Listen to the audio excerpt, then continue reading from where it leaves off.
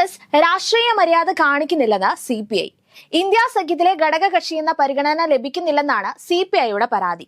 CPI ദേശീയ general secretary D. രാജയാണ് തങ്ങളുടെ അഭിപ്രായ ഭിന്നത തുറന്നു പറഞ്ഞ് രംഗത്തെത്തിയിരിക്കുന്നത്. ഇന്ത്യ സഖ്യത്തിലെ ഒരു ഘടകകക്ഷി എന്ന നിലയിൽ സീറ്റുകൾ നൽകാൻ തയ്യാറായില്ലെന്നും എല്ലാ ഘടകകക്ഷികളെയും ഒരുപോലെ പരിഗണിച്ചിരുന്നുവെങ്കിൽ ഹരിയാനയിലും മഹാരാഷ്ട്രയിലും രാഷ്ട്രീയ നേട്ടം ഉണ്ടായേനെ എന്നുമാണ് D. രാജ പറയുന്നത്. വയനാട് ലോക്സഭാ മണ്ഡലത്തിൽ CPIക്ക് എതിരെയാണ് ഗാന്ധി കുടുംബം നേരിട്ടെത്തി മത്സരിച്ചത്. പാർലമെന്റിലും കോൺഗ്രസിലെ ഒത്തൊരുമയില്ലായ്മ വ്യക്തമാണ്. പാർലമെന്റ് സമ്മേളനം ആരംഭിച്ച ഒരാഴ്ച പിന്നിടുമ്പോഴും ചർച്ചകൾ പൂർത്തീകരിക്കാനോ ഒരു തീരുമാനത്തിലെത്താനോ പ്രതിപക്ഷത്തിന് സാധിച്ചിട്ടില്ല.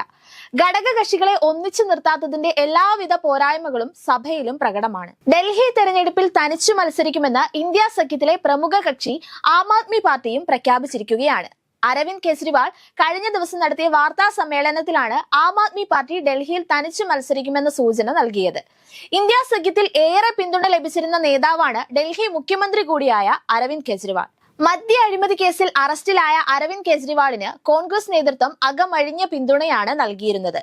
അരവിന്ദ് കെജ്രിവാളിന്റെ അറസ്റ്റിനെതിരെ പ്രതിപക്ഷ സഖ്യം ഒറ്റക്കെട്ടായി നിൽക്കാൻ വഴിയൊരുക്കിയതാകട്ടെ രാഹുൽ ഗാന്ധി ആയിരുന്നു. എന്നാൽ സഖ്യത്തിന് പാർലമെന്റ് തെരഞ്ഞെടുപ്പിൽ ഡൽഹിയിൽ വേണ്ടത്ര പിന്തുണ ലഭിച്ചിരുന്നുമില്ല. ഹരിയാന തെരഞ്ഞെടുപ്പിൽ കോൺഗ്രസുമായി സഖ്യമുണ്ടാക്കാൻ ആം ആദ്മി പാർട്ടിക്ക് താല്പര്യമുണ്ടായിരുന്നുവെങ്കിലും കോൺഗ്രസ് സംസ്ഥാന നേതൃത്വം അതിനുള്ള വഴിയും ഒരുക്കിയില്ല. മറ്റു പാർട്ടികൾക്കും ഹരിയാനയിൽ കോൺഗ്രസ് നേതൃത്വം സീറ്റ് നൽകാൻ തയ്യാറായില്ല. CPI പോലുള്ള പാർട്ടിയെ ചൊടിപ്പിക്കുന്നതും ഇത് തന്നെയാണ്. മഹാരാഷ്ട്രയിലും ജാർഖണ്ഡിലും ആവശ്യമായ പരിഗണന CPIക്ക് ലഭിച്ചില്ലെന്നാണ് D. രാജയുടെ പരാതി. ദേശീയ തലത്തിൽ വലിയ ശക്തിയൊന്നുമല്ല CPI. എന്നാൽ ഇന്ത്യ സഖ്യത്തിന് ഏറെ താല്പര്യമെടുത്ത നേതാക്കളിൽ ഒരാളാണ് D. രാജ. എന്നിട്ടും CPIയെ ഒരു വിധത്തിലും പരിഗണിക്കുന്നില്ല എന്നാണ് അദ്ദേഹത്തിന്റെ പരാതി. ആം ആദ്മി പാർട്ടിയും CPIയും കോൺഗ്രസിന്റെ ഏകാധിപത്യ പ്രവണതയെയാണ് കുറ്റപ്പെടുത്തുന്നത്. സഖ്യകക്ഷികളെ ഒരുമിച്ച് നിർത്തുന്ന രീതിയല്ല കോൺഗ്രസിനെന്ന ആരോപണം സഖ്യത്തിൽ വിള്ളൽ വീഴ്ത്താനുള്ള സാധ്യതയും തള്ളിക്കളയാനാവില്ല.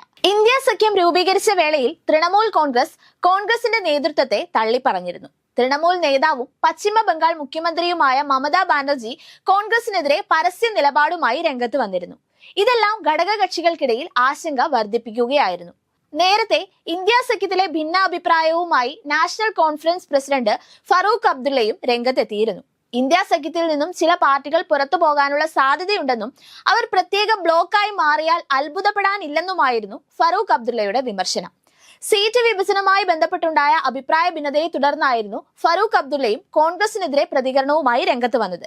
സീറ്റ് വിഭജന ചർച്ചകളായാലും മറ്റു വിഷയങ്ങൾ എന്തു തന്നെയായാലും അഭിപ്രായ ഭിന്നതകൾക്കപ്പുറത്തേക്ക് കാര്യങ്ങൾ പോകുന്നത് സഖ്യത്തിന്റെ ശക്തി ക്ഷയിപ്പിക്കുമെന്നായിരുന്നു ഫറൂഖ് അബ്ദുള്ളയുടെ നിഗമനം.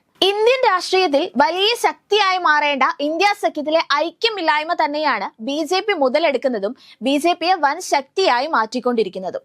പ്രതിപക്ഷം ശക്തി ആർജിക്കേണ്ടതിന് ഘടകകക്ഷികളുമായുള്ള ഐക്യം ശക്തിപ്പെടുത്തുക എന്നത് തന്നെയാണ് കോൺഗ്രസിന് ഏറ്റവും അനിവാര്യം.